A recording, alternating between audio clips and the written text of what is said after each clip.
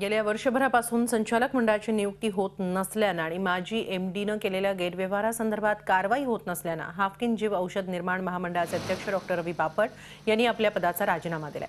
संचालक मंडळाची नेमणूक होत नसल्याने अनेक महत्त्वाचे निर्णय होत नाहीयेत।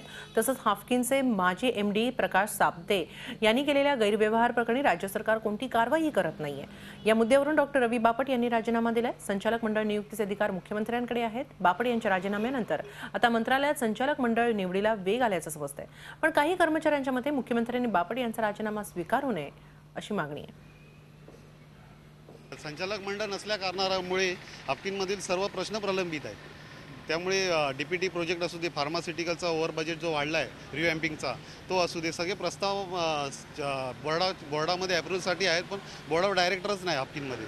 त्यामुळे शासनाने आमचं तर कर्मचाऱ्यांचं असंच मत आहे की शासनाने बापट साहेबांचा राजीनामा नामंजूर करून संचालक मंडळाची नेमणूक करावी। झी 24 तास रहा एक पाऊल पुढे।